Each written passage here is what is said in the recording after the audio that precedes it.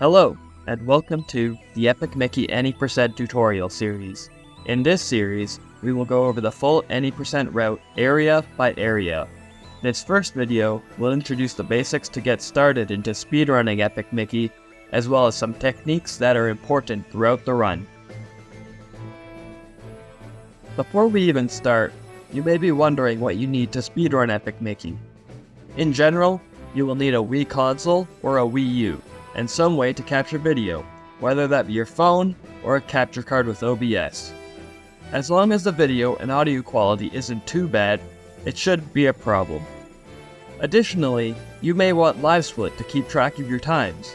It is linked in the description, but it is not a requirement if you do not want it. We also accept runs done on Dolphin Emulator. However, there is a time gate, so it is advised that you run on console right from the beginning. The Wii U is slightly faster than the Wii due to less lag, but if you just have a Wii, it's not that big of a deal. The final introductory piece of information is, what version should you run on? The fastest version is the English version. On the Japanese version, some of the key skips and tricks were patched, so running on English is the best option. Upon booting up the game, you'll want a completely blank file. Timing starts when you select the file, and timing ends when the final cutscene starts. Now that we have that out of the way, we can begin talking about movement.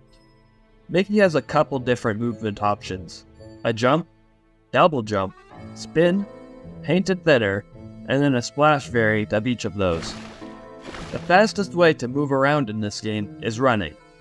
Mickey has a slightly lower velocity when in the air, so maximize the time on the ground when you can.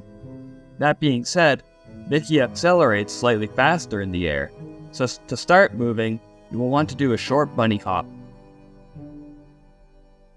It's at this point that we can learn the most important trick throughout the run: flying, otherwise known as Levitating Spray Stream, or LSS in the community. I have linked a good tutorial in the description of this video, but I am also going to go over it in this video. To perform this trick, you need a couple of components. First, you need a double jump. Usually you will want a max height double jump, but in some scenarios, you need a bit of a lower one. To practice, let's use a max height one. When you're at the peak of your jump, hold the B or the Z button. It doesn't matter which, but most people prefer to hold the B button. And the final step is tapping the opposite button halfway down your descent. So if you're holding the B button, tap the Z button, and if you're holding the Z button, tap the B button. If you timed it right, you will be put in this weird floaty state, and be slowly falling towards the ground. But if there's a sloped object or sloped wall nearby, you can move Mickey along it and start gaining height.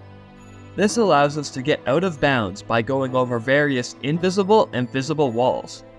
To stop spraying paint uncontrollably, pause and unpause the game. And to stop gaining height or to get out of this floaty state, simply either spin or splash. If you're having trouble with this trick, there's a couple things that could be the issue. If you see the splash and you start painting uncontrollably, you tap the Z button too early. On the other hand, if you don't see a splash at all, you tap the Z button too late. You want to get it right in between these two. There's about a 2-frame window. One final note for this trick is you have to spin or splash in between each LSS attempt. Not doing so will put Mickey in a grounded state, where it is impossible to do another LSS. To get out of this grounded state, you just need to spin or splash, just like getting out of an LSS. Another trick that will be important to learn is called the Projector grounding, or the sketch jump.